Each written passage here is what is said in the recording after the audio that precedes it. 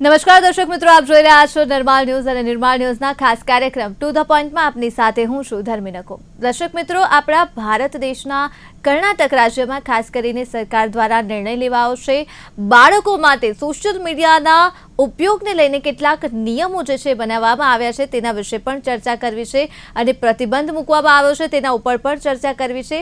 ત્યારે સવાલ એ થાય કે સરકાર દ્વારા જ્યારે આ નિર્ણય લેવામાં આવ્યો છે તો ભારતમાં પહેલી પહેલ કરાઈ છે, પરંતુ આ સિવાય ભારત દેશ સિવાય અન્ય એવા કેટલાય કન્ટ્રીઝ છે કે જેમાં બાળકો માટે સોશિયલ મીડિયાને લઈને કેટલાય પ્રતિબંધ છે। જે પ્રકારે આપણે જાણીએ છીએ કે બાળકોની ખાસ કરીને જે માનસિકતા છે એ હિંસક બની રહી છે, વિકૃત બની રહી છે, ત્યારે આપણને સવાલ થાય કે સોશિયલ મીડિયાની જે ખાસ ભૂમિકા છે એ ખૂબ જ અહેમ ભૂમિકા બની છે આજકાલના બાળકો માટે। ત્યારે આપણા ગુજરાતને લઈને ખાસ આજના ટુ ધ પોઈન્ટમાં વાત કરવી છે કે ગુજરાતમાં જે ઘટનાઓ ભૂતકાળમાં આપણી સામે આવી છે, કેટલાય એવા બાળકો કે જે હિંસક બન્યા છે અને એ ઘટનાઓ સામે આવી છે, ત્યારે સવાલ એ થાય કે ગુજરાતમાં કેટલી જરૂરિયાત છે સોશિયલ મીડિયાને લઈને નિયમો બનાવવાની, સોશિયલ મીડિયા ઉપર પ્રતિબંધ મૂકવાની, અથવા તો બાળકો દ્વારા જે સોશિયલ મીડિયાનો ઉપયોગ થઈ રહ્યો છે, ફોનનો ઉપયોગ થઈ રહ્યો છે, વિવિધ વેબસાઇટ્સનો ઉપયોગ થઈ રહ્યો છે, તેના ઉપર કેટલી દેખરેખની જરૂરિયાત છે। અને આ ચર્ચા કરવા માટે આપણી સાથે જોડાયા છે ડોક્ટર અજબ પ્રાઇમસવાલા, જો મનોચિકિત્સક છે, અને સાથે જોડાયા છે સામાજિક કાર્યકર્તા પૂનમ પાંચાણી। સૌપ્રથમ આ બંને એક્સપર્ટનું હાર્દિક સ્વાગત છે નિર્માણ ન્યૂઝમાં। પૂનમજી, સૌથી પહેલા શરૂઆત આપનાથી કરવા માંગીશ। જે પ્રકારે આ નિર્ણય લેવામાં આવ્યો છે, પૂનમજી, આપ આ નિર્ણયને કયા પ્રકારે જુઓ છો? કેટલી જરૂરિયાત છે બાળકો દ્વારા જે સોશિયલ મીડિયાનો ઉપયોગ થાય છે તેના ઉપર નિયમ કાયદાની, પ્રતિબંધની? હું તો 100% એગ્રી છું કે આ નિર્ણય લેવો જ જોઈએ, કારણ કે સોશિયલ મીડિયા આપણે 100% અટકાવી નથી શકતા, કારણ કે અત્યારે લોકોની જરૂરિયાત બની ગઈ છે।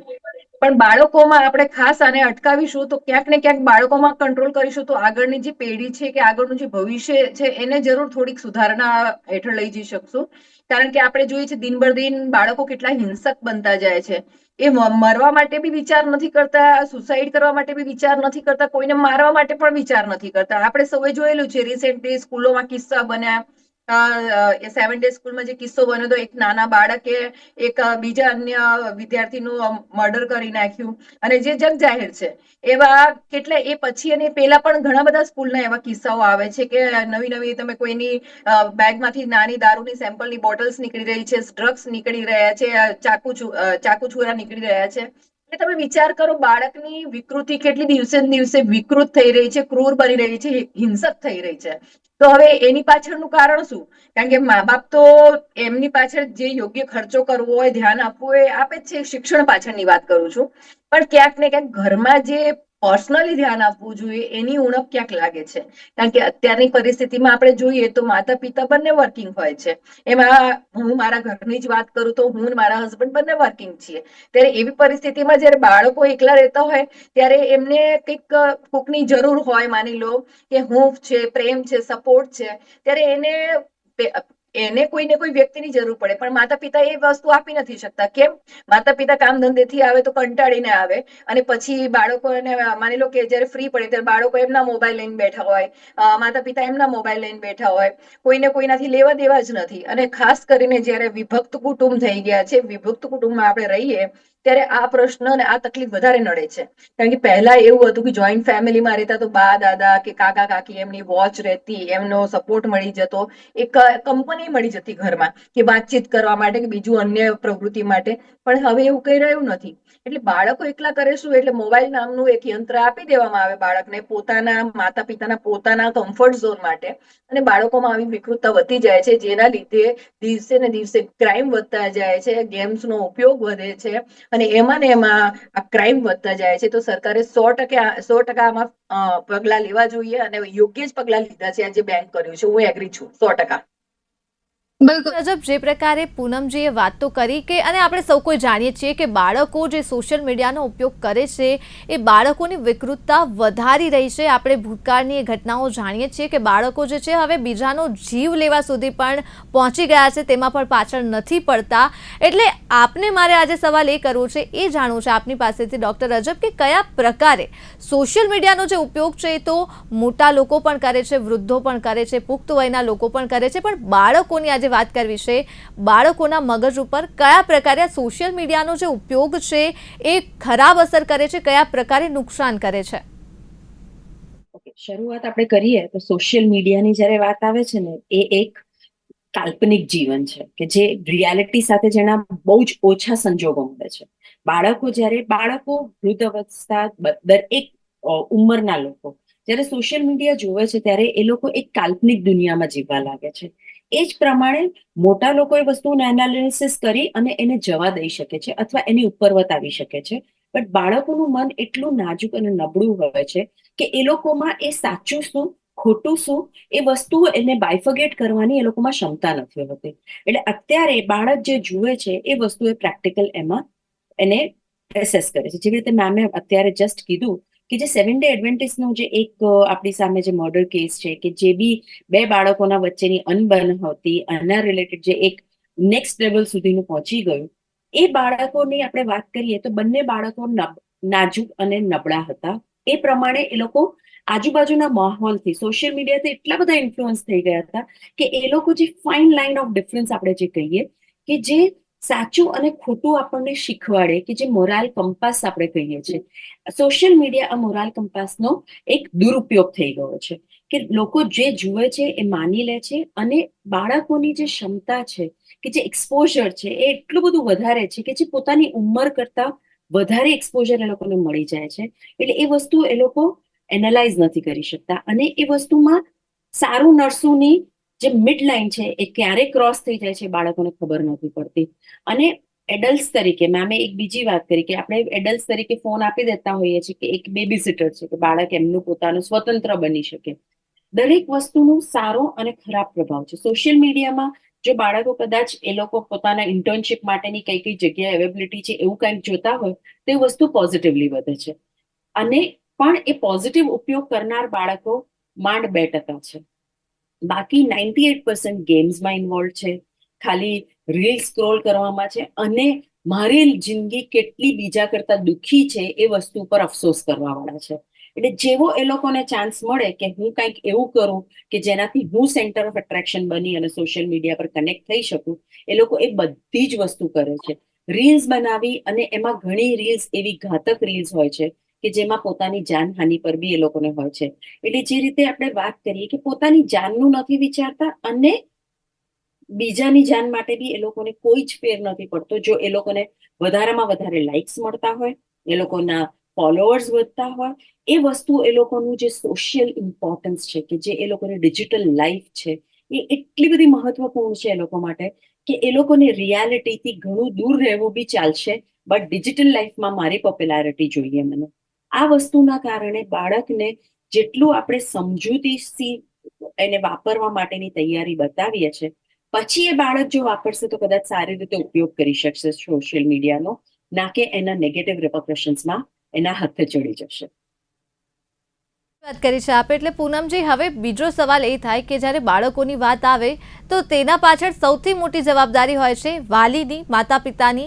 એટલે બાળક કરતાં વધારે જો સમજદારી ભરી કોઈ વાત કરવી હોય અથવા તો કોઈને સમજાવવું હોય તો એ બીજો રોલ છે માતા પિતાનો. એટલે આપણને ક્યાંક એવું લાગે કે આપણે આસપાસ જ્યારે જોઈએ છીએ બાળક કે જે સાવ નાનું હોય કે હજી બોલતું પણ ના હોય અને ન જમે તો સીધો જ ફોન પકડાવી દેવાની જે પ્રથા હવે હું કહીશ કે ચાલુ થઈ છે આપણા સમાજમાં, ત્યાંથી જ શરૂઆત થઈ જાય છે બાળકોને મોબાઈલ આપવાની. તો આપને શું લાગે છે કે જે માતા પિતા પહેલાથી જ મોબાઈલ આપી દેવાની આ જે પ્રથા શરૂ થઈ છે, કયા પ્રકારે હવે વાલીઓ જે છે કે તેમને આ વસ્તુ પર કામ કરવી જોઈએ અને ક્યાંક પોતાના પણ સોશિયલ મીડિયાના ઉપયોગ ઉપર તેમને પણ પોતે કયા પ્રકારે સમય મર્યાદા રાખવાની જરૂર છે, પોતાના પણ સોશિયલ મીડિયાના ઉપયોગ પર ધ્યાન દેવાની તો જરૂર છે જ.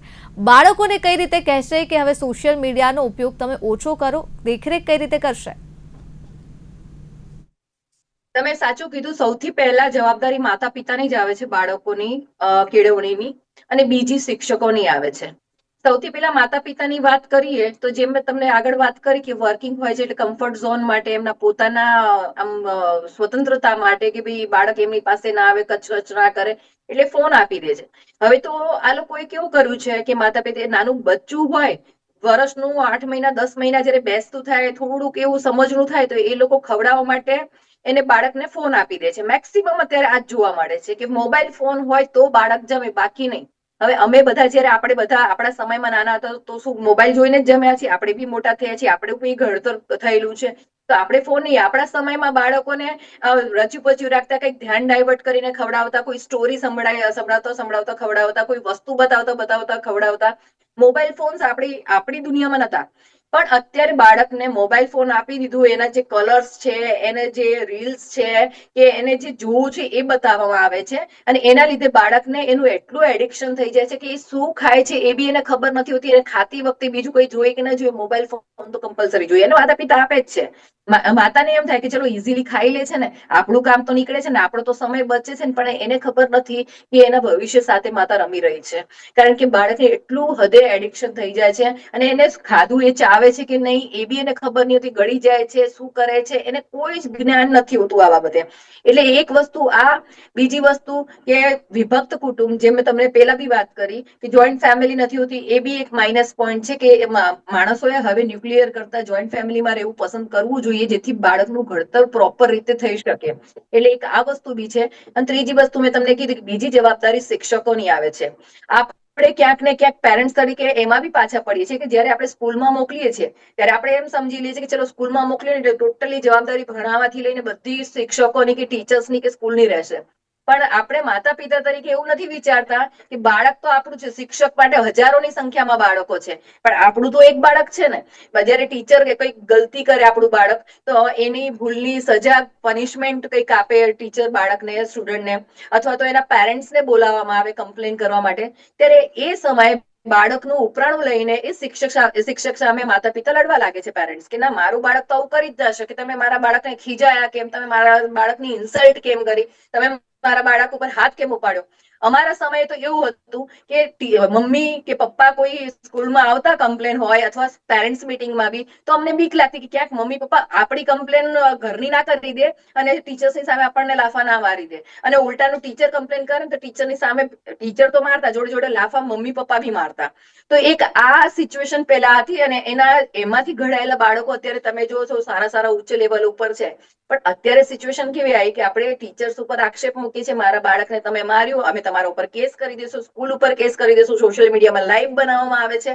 એટલે એના લીધે હવે ટીચર્સને એવું થઈ ગયું છે કે એના મા બાપને જ નથી પડી, તો અમે અમારી નોકરી શું કરવા ખોઈએ. એટલે હવે ટીચર્સ બી જવા દે છે કે જે એનું બાળક કરે, ભણે તોય ભલે, ના ભણે તોય ભલે, કારણ કે એની માટે તો હજારો બાળકો છે. તો એક નિયમ છે કે સોટી વાગે છમ વિદ્યા આવે ધમધમ. તો એ વસ્તુ પેરેન્ટ્સે જોવી જોઈએ, અને શિક્ષકો બી થોડું ધ્યાન આપવું જોઈએ, થોડું સ્ટ્રિક્ટ બનવું જોઈએ, અને આ બાબતે યોગ્ય પગલા લેવા જોઈએ, અને પેરેન્ટ્સે થોડી છૂટછાટ સ્કૂલને આપવી જોઈએ. હું એવી ફેવર નથી કરતી કે સ્કૂલ વાળાએ બાળકોને મારવા જોઈએ પનિશમેન્ટમાં કે હાથ ઉપાડવા જોઈએ, એવું નથી કહેતી, પણ કંઈક સ્ટ્રિક્ટ પગલા લે તો એ લેવા જોઈએ બાળકને ડરાવવા માટે એક વખત, અને પેરેન્ટ્સે બી એમાં સપોર્ટ કરવો જોઈએ. અને બીજી વસ્તુ કે જ્યારે બાળકની માઇન્ડસેટ ચેન્જ થયું હોય, કે એના મૂડ સ્વિંગ્સના લીધે કંઈક મૂડ ચેન્જ થયું હોય, એના સ્વભાવમાં કંઈક ફેરફાર થયો હોય, તો માતા પિતા એને નોટ કરવું જોઈએ, ધ્યાન રાખવું જોઈએ, અને એનું યોગ્ય કાઉન્સેલિંગ કરવું જોઈએ, એનો પ્રોબ્લેમ સમજવું જોઈએ. આ પરિસ્થિતિમાં આપણે બાળકને થોડા ઘણા અંશે તો બહાર કાઢી શકીએ, કારણ કે માતા પિતા જેના સાચા હમદર્દ કહેવાય, જન્મદાતા કહેવાય, એને એની સમજી શકે અને એની યોગ્ય કેળવણી આપી શકે. બિલકુલ. તો આ જ સવાલ મને આગળ વધારીશ, અને સોફ્ટ પેરેન્ટિંગને લઈને હંમેશા ચર્ચાઓ થતી હોય છે. કેટલાય લોકો જે છે એ કહેતા હોય છે કે આ સોફ્ટ પેરેન્ટિંગ જે છે એ ખૂબ જ સારી વસ્તુ છે, કે બાળકોને હવે જે પહેલાં ટ્રોમા મળતો હતો એ ટ્રોમા હવે નથી મળતો સોફ્ટ પેરેન્ટિંગના કારણે. પણ બીજી તરફ એ પણ દલીલો ઉઠે છે કે સોફ્ટ પેરેન્ટિંગના કારણે બાળકો જે છે અત્યંત જિદ્દીલા બની જાય છે, ઘણીવાર મર્યાદાથી બહાર જતા રહે છે, અને એ જ જે સોફ્ટ પેરેન્ટિંગ છે એ સોશિયલ મીડિયાના ઉપયોગ માટે પણ લાગુ પડે છે, કે ક્યારેક સોશિયલ મીડિયાનો ઉપયોગ જો અતિ થતો હોય તો માતા પિતા એવું માને છે સોફ્ટ પેરેન્ટિંગના નામે કે આપણે તેને વધારે ન કહીએ, અથવા તો ઘણીવાર ટોકવામાં પાછળ પડે છે. શું લાગે છે, સોશિયલ મીડિયાનો ઉપયોગ અટકાવવો હોય તો પેરેન્ટ્સે કયા પ્રકારનું વલણ દાખવવું જોઈએ? સોફ્ટ પેરેન્ટિંગ રાખવું જોઈએ કે નહીં? દરેક વસ્તુ જે રીતે મેં આગળ કીધું કે એના પ્રોઝ અને કોન્સ હોય છે, એવી રીતે સોફ્ટ પેરેન્ટિંગ એટલે હું એવું નથી કહેતી કે આપણા પેરેન્ટ્સે જે કર્યું એ બરાબર નહોતું, બટ સમય પ્રમાણે બદલાવવું જરૂરી છે. જે સોફ્ટ પેરેન્ટિંગની વાત છે એની અંદર સૌથી ઇમ્પોર્ટન્ટ વસ્તુ એ છે કે તમે પેરેન્ટ્સ તો છો જ, એ વસ્તુનું તમને વલણ રાખવું, પણ એને તમે કેવી રીતે આગળ લો છો અને એને કેવી રીતે તમે તમારા બાળક સાથે, જ્યારે તમે સોફ્ટ પેરેન્ટ બનો છો, is the child also a soft child to you? એ બાળક બી તમારી સાથે સોફ્ટ ચાઇલ્ડ છે કે નહીં? બાળક તમારે સોફ્ટ પેરેન્ટિંગમાં ના બેટા ના કર, ના બેટા ના કર, અને પેલું બાળક ત્યાં મોલની વચ્ચે બે પગ હાથ પગ પછાડતું હોય, મને મારો ફોન જોવા આપી દો, ત્યાં સોફ્ટ પેરેન્ટિંગ નહીં ચાલે. ત્યાં you have to be firm. એટલે હું એવું કહીશ, સોફ્ટ પેરેન્ટિંગ સાથે જે એક જોડાયેલી લિંક છે એ ફર્મ પેરેન્ટિંગની છે. તમે સોફ્ટ રહો, તમે તમારા જે પદ્ધતિ છે તમને ફોલો કરવી છે કરો, બટ એ બાળક તમારું બાળક છે અને એ તમારા માતા પિતા નથી. એ વસ્તુનું તમને ખ્યાલ રાખવું અને ત્યાં લાઈન ડ્રો કરવી. જ્યારે સોફ્ટ પેરેન્ટિંગની વાત કરીએ છીએ ત્યારે જો ફર્મનેસ, હું એવું નહીં કહીશ કે એની સાથે તમને સ્ટ્રિક્ટ રહેવું કે રૂલ્સ નહીં રાખવા. રૂલ્સ એવા કે જે બાળક અને માતા પિતા બંને જોડે બનાવે છે, જે બધા જોડે ફોલો કરે છે. આ સોફ્ટ પેરેન્ટિંગ સાથે સાથે ફર્મ પેરેન્ટિંગનો એક નવો સ્વરૂપ છે કે તમે એમ કહો કે હું મારા બાળકને નહીં મારું, ઓકે ફાઇન, મારવું જરૂરી નથી, બટ તમે એ નહીં મારીએ તો એના બદલે એને કઈ રીતે તમે કામ એક કરવા માટેની કેળવણી આપશો, એ ફર્મ પેરેન્ટિંગનું પર્સપેક્ટિવ થાય છે. જ્યારે આપણે સોફ્ટ પેરેન્ટિંગની અંદર સોશિયલ મીડિયા, જે અગેન બહુ મોટો રોલ ભજવે છે, કારણ કે આપણે એમ કહીએ છીએ કે બાળકને પ્રેમથી જેટલું સમજાવી શકીએ અને એ બાળકને ટ્રોમા આપ્યા વગર જો બાળક આગળ જિંદગીભર એ વસ્તુ યાદ રાખી શકે, એ બહુ જ જરૂરી છે. તો એ તમે ફર્મ પેરેન્ટિંગના દ્વારા બી કરી શકો છો, જ્યાં તમને બાળકને ટ્રોમા નથી આપવાનું, પણ મેં આવું કીધું છે એટલે આવું થશે જ. સોશિયલ મીડિયાનો ઉપયોગ તને કરવો છે, ફાઇન, વાંધો નહીં, બટ એની સાથે એક લિમિટેશન હશે. અને હવે સોશિયલ મીડિયામાં જેવી રીતે કર્ણાટક ગવર્મેન્ટે આ 16 વર્ષનો આપ્યો છે આપણી માટે પર્સપેક્ટિવ, એવી રીતે દરેક સોશિયલ મીડિયાના પ્લેટફોર્મ્સે એક પેરેન્ટલ લોક આપ્યું છે કે જ્યારે બાળક એ સોશિયલ મીડિયાનો ઉપયોગ કરતું બી હોય તો એ પેરેન્ટ ફિલ્ટર કરી શકે કે બાળક કેટલું જોશે અને કેટલું મટીરિયલ એને જોવા માટેનું ઉપલબ્ધ થશે.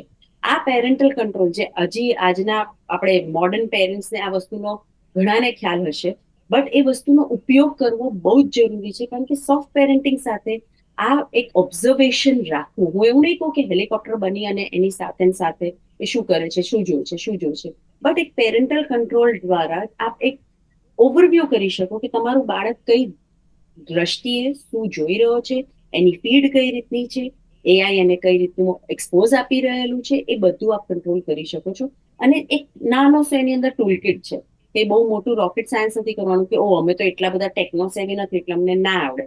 તમને જો સોશિયલ મીડિયા વાપરતા આવડે તો એ ટેકનોલોજી તમને તમારા બાળકના ફોનમાં ઇન્સ્ટોલ કરતા આવડે છે. એમાં કઈ બહુ, મેં જે રીતે કીધું ને, રોકેટ સાયન્સ નથી, સિમ્પલ લોજિકની વસ્તુ છે. પણ એ એક એક્સ્ટ્રા સ્ટેપ આપણે લેવો પડે કે બાળકને આપણે નેગેટિવ રેપોર્કેશન્સથી કેવી રીતે બચાવી શકીએ છીએ. બિલકુલ બિલકુલ. પૂનમ, જે હવે વાત કરીએ જો આપણે નિયમ અને કાયદા કાનૂનની, આપ સામાજિક કાર્યકર્તા છો, સમાજ માટેના કામ કરો છો, નિયમ કાયદા કાનૂન કેટલા લાગુ પડે છે ને કેટલા નથી પડતા એ આપનાથી વિશેષ કોઈ ન જણાવી શકે. એટલે હવે સવાલ એ થાય કે જો બાળકો માટે આ પ્રકારનો નિયમ કે કાયદા કાનૂન કોઈ પણ સરકાર દ્વારા જો બનાવવામાં આવશે તો આપને શું લાગે છે, હું ગુજરાતની વાત કરી રહી છું, શું ખરેખર પાલન થશે ખરા? કેમ કે આપણે જાણીએ છીએ આજકાલની જે જનરેશન છે, જેને આપણે આલ્ફા જનરેશન કરીએ, અને તેનાથી પણ આગળ હવે જે આજની પેઢી ઉગી રહી છે, પૂનમજી, ચિંતા થાય આપણને. એટલી એડવાન્સ છે કે ટેકનોલોજીને આપણે જેટલા નથી સમજતા તેનાથી 10 ગણી વધારે તેઓ સમજે છે. માતા પિતા કેટલું પણ ધ્યાન રાખશે, પણ જો નિયમ કાયદા કાનૂન જો વ્યવસ્થિત હશે તો જ ક્યાંક લાગે છે કે આના પર રોક આવી શકે, કેમ કે આજની પેઢી ખૂબ એડવાન્સ છે. એટલે નિયમ તો આપણા ભારત દેશમાં પોર્ન સાઇટ માટે પણ છે, પણ આપણે સૌ જાણીએ છીએ કે ભારત દેશમાં અત્યારે પણ કેટલા પ્રમાણમાં પોર્ન જોવાય છે, પ્રતિબંધ હોવા છતાં પણ. તો તમને શું લાગે છે પૂનમજી કે જો આ નિયમ આવે પ્રતિબંધનું સોશિયલ મીડિયા ઉપર તો તેનું પાલન થશે ખરા? વાત કહું કે એક હાથે તાલી ના પડે, તાલી બે બાજુથી પડવી જોઈએ. સરકાર નિયમ લાવશે, કાયદા લાવશે, રિસ્ટ્રિક્શન રાખશે, પણ સરકાર ઘરે ઘરે જઈને લોકોના બાળકોના મોબાઈલ નહીં લઈ શકે, ઘરે ઘરે જઈને બાળકોના ઉપર વોચ નહીં રાખી શકે. એ પેરેન્ટ્સની જ જવાબદારી થશે. કારણ કે આપણા ગુજરાતની, હું આપણા દેશની બી વાત કરું તો નિયમ તો ઘણા બધા લાયા છે, પણ પાળતું કોઈ નથી. ટ્રાફિકના રૂલ્સ જોઈ લો, અન્ય રૂલ્સ જોઈ લો, મોટા મોટા ક્રાઇમના રૂલ્સ જોઈ લો, સરકાર તો ઘણું બધું લાઈન બેઠી છે, પણ પાડવું કોઈને નથી. બધાને જયારે ગાળો આપવાની આવે ત્યારે આપણે બધાને ગાળો આપી દઈએ છીએ, પણ જયારે ખરેખરની હકીકત કોઈ એક્સેપ્ટ કરવા રેડી જ નથી હોતું. કારણ કે આપણે બધો દોષનો ટોપલો સરકાર છે, પ્રશાસન છે, સુરક્ષા વિભાગ છે, બધા ઉપર નાખી દઈએ. પણ આ બધાની તો જવાબદારી છે જ, પણ એમની સાથે આપણી બી કંઈક જવાબદારી બને છે. કારણ કે બાળકો આપણા છે, બાળકોનું ભવિષ્ય આપણે સુધારવાનું છે અને આપણી ઘડપણની લાઠી એ બાળકો છે. બરાબર, એટલે કદાચ સરકાર લાવશે ખરા, પણ પાડવું તો આપણે જ પડશે. એમાં બધા જ આવી ગયા, સ્કૂલ્સ આવી ગઈ, પેરેન્ટ્સ આવી ગયા, બધા આવી ગયા. બીજી વસ્તુ કે આમાં સોશિયલ મીડિયા બંધ કરવાથી આપણે એવું વિચારીએ કે બાળક બંધ જ કરી દેશે અથવા માતા પિતા રિસ્ટ્રિક્શન લાવી શકશે, વોચ રાખી શકશે. એ પોસિબલ નથી, કારણ કે મેં તમને પહેલા વાત કરી, મા બાપ વર્કિંગ છે. સીસીટીવી કેમેરાની જેમ 24 અવર્સ બાળક ઉપર મા બાપ વોચ નહીં રાખી શકે. અને અમુક બાળકો તો એટલા જિદ્દી હોય છે કે કારણ કે બંદૂકમાંથી કહેવાય ને, ગોળી તો છૂટી જ ગઈ છે. અત્યારે બધી જગ્યાએ ઘરે ઘરે ફોન્સ બાળકો પાસે આવી જ ગયા છે. પણ એ બંદૂકની ગોળીને પાછી લાવી તો નહીં શકીએ, પણ એની ઈજા ઓછી થાય એનો પ્રયત્ન કરી શકીએ.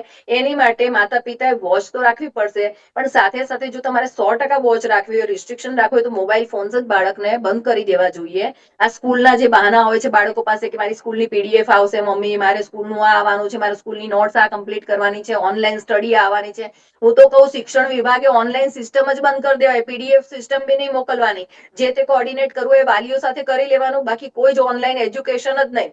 આ બધું બંધ થશે, ઓનલાઈન એજ્યુકેશન બંધ થશે તો બાળકોના બહાના બંધ થશે, અને બાળકોના બહાના બંધ થશે તો આપોઆપ મોબાઈલ બંધ કરી શકશો.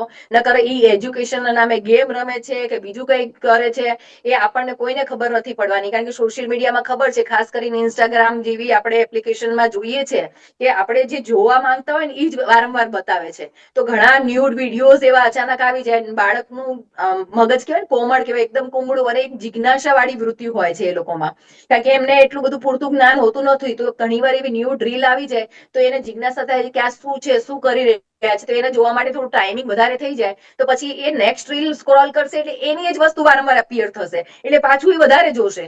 જોતા જોતા એને એક ટાઈમ એવી વિકૃતિ આવી જશે. હમણાં દિલ્હીમાં કિસ્સો બન્યો, તમને ખબર છે કે 3 બાળકોએ એક 5 વર્ષની કે 6 વર્ષની દીકરી સાથે બળાત્કાર કર્યો, અને એમાંથી 2 10 વર્ષના બચ્ચા હતા ને એક 8 વર્ષનો બચ્ચો હતો. હવે તમે વિચાર કરો, હજી કદાચ એને મતલબ કોઈ વસ્તુનું ભાન જ નથી બાળકને, અને એ બળાત્કાર ઉપર આવી ગયા, કઈ રીતના પોસિબલ હોઈ શકે? તમે વિચાર કરો, બાળકને એટલું નોલેજ આવ્યું ક્યાંથી? 100% આ મોબાઈલ ફોન્સ જ આનો આ હથિયાર બન્યો હશે કે આ વસ્તુને અંજામ આપી હશે, અને એ જ બન્યું છે કે પોર્ન મૂવી વારંવાર જોતો હતો. એમાંથી એક છોકરા પાસે મોબાઈલ હતો અને પોર્ન મૂવી જોતો હતો, એને એના મિત્રોને બતાવ્યું. એ મિત્રો 3 જણા ખાનગીમાં એ પોર્ન મૂવી જોતા હતા, અને એ લોકોને એટલી વિકૃતિ આવી, એમને કીધું હવે ટ્રાય કોની પાસે કરી, તો પડોશમાં રહેતી એક 6 વર્ષની દીકરી ઉપર એને ખાનગી જગ્યાએ લઈ જઈને એની સાથે અડપલા કર્યા અને એની સાથે બળાત્કાર કર્યો, અને એને ધમકી આપી કે તું કોઈને કહીશ તો તને મારી નાખીશું. એટલે હવે તમે વિચાર કરો, આવા તો પુખ્ત વયના લોકો કરતા પહેલા 100 વખત વિચાર કરીને બાળકો એક ઝાટકે અંજામ આપી દે છે. એટલે મારે આપ સૌને, સરકારશ્રીને અને તમામ વાલીઓને અપીલ છે, અને શિક્ષણ વિભાગને બી, કે તમે આ સોશિયલ મીડિયા તો ઠીક છે, પણ ઓનલાઈન એજ્યુકેશન બી બંધ કરી દો 16 વર્ષ સુધીના વયના ઉંમરના બાળકો માટે, અને માતા પિતા મોબાઈલ ફોન્સ જ આપતા બંધ થઈ જાઓ, એટલે કોઈ મતલબ કોઈ પ્રશ્ન જ નહીં રહે આ બાબતે. એટલે આ વાતની હું એક અપીલ કરવા માંગીશ, ને આ કદાચ આપણે રસ્તો કરી શકીએ આ બાબતે. બિલકુલ સાચી વાત છે. ડોક્ટર રજબ, છેલ્લે એક સવાલ એ થાય કે જ્યારે આપણે વાત કરીએ છીએ બાળકોની, તો આપણે જાણીએ છીએ કે આજકાલના બાળકોની જો હું બુદ્ધિની વાત કરું તો તેની હવે કોઈ મર્યાદા જ નથી રહી. આપણે કલ્પના ન કરી શકીએ કે તેમની બુદ્ધિ જે છે કયા લેવલ સુધી જઈ શકે, ક્યાં સુધી જઈ શકે, ને એ લોકો કેટલું વિચારે છે. ત્યારે આપણને સવાલ થાય માતા પિતાનો, કે એક માતા પિતા તરીકે કઈ પ્રકારે પોતાના બાળકમાં જો કોઈ પણ પ્રકારના ફેરબદલ થાય છે, પોતાનું બાળક ઘણીવાર એકલતા પણ અનુભવતા હોય છે, બાળકો આપઘાત કરતા થયા છે, એટલે માતા પિતા તરીકે પોતાના બાળકમાં કયા કયા ફેરફાર આવે તે જો નોટ કરવા હોય તો માતા પિતાએ કયા પ્રકારે આ ફેરફારને નોટ કરી શકે અને બાળકોને બચાવી શકે? કીધું કે બાળકોમાં આવતા ફેરફારની વાત છે, તો સૌથી પહેલા એના એક તબક્કા પહેલા જઈએ કે પેરેન્ટ્સ કેટલા હાજર છે એ વસ્તુ આપણે જોયું. બાળકને તમે જેવી રીતે આપણે ફોન આપી અને છોડી દેતા હોઈએ છીએ, એ પ્રમાણે પેરેન્ટ્સ જોવા માટેના કેટલા ત્યાં ફિઝિકલી હાજર છે, કેટલા ઇમોશનલી હાજર છે. કારણ કે હું છું, ઓફિસથી આવી ગયો, હું બેસીને મારો સોફા ઉપર હું મારો ફોન સ્ક્રોલ કરું છું, મારું બાળક ત્યાં બાજુમાં બેસીને હોમવર્ક કરે છે, કે કોમિક બુક વાંચે છે, કે પછી મોબાઈલ સ્ક્રોલ કરે છે. હા, મારી પાસે બેઠું છે, અમે ક્વોલિટી ટાઈમ સ્પેન્ડ કરીએ છીએ.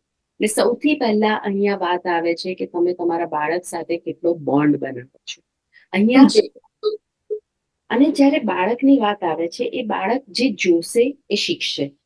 એટલે જ્યારે આપણે સોશિયલ મીડિયાની વાત છે, તો બાળક જુએ છે કે મારા પેરેન્ટ્સ જ્યારે આવે છે એ લોકોના ફોન ક્યાં હોય છે, એ લોકો કેટલું આ કરે છે. કારણ કે એ લોકો ઓબ્ઝર્વેશન લર્નર છે કે જે જોશે એટલું શીખશે. અને તમે જ્યારે એ લોકોને ટોકવા જશો ત્યારે જે રીતની એ લોકોની માનસિકતા છે, જે રીતની એ લોકોની બુદ્ધિ છે અને જે રીતના એ લોકોનો જે ડેવલપમેન્ટ છે, એ લોકો હંમેશા તમને ક્વેશ્ચન કરશે. તમે અમને ના પાડો છો, તમે તો જો છો, તમે તો આખો દિવસ ફોન લઈને બેઠા હો છો. રૂલ છે ને કે જમતી વખતે ફોન લઈને નહીં બેસવાનું, ત્યારે તમે બી તો ફોન લઈને બેઠા હો છો. તો ક્યારે એટલે એ લોકોની જે આર્ગ્યુમેન્ટેટિવ સ્વભાવ, એ લોકોના જે ઓબ્ઝર્વેશન્સ છે એના ઉપર આપણે થવું હોય એટલે આપણે ત્યાં ઇમોશનલી, ફિઝિકલી અને મેન્ટલી હાજર રહેવું પડે. એટલે પેરેન્ટ્સ તરીકે અહીંનો આપણી એ જવાબદારી થોડી વધી જાય છે અને આ દરેક વયના બાળકો માટે છે. 16 years એન્ડ અબાવ બી આ ધ્યાન રાખવું બહુ જ જરૂરી છે. કારણ કે જે મેમે જે ઇન્સિડન્ટ કીધો એ ઘણો શોકિંગ અને બહુ દુઃખનીય હતો. બટ તે છતાં બી આવું કોઈ બી ઉંમરે જો બાળકી કે સાથે આ થતું હોય એ નોર્મલ નથી.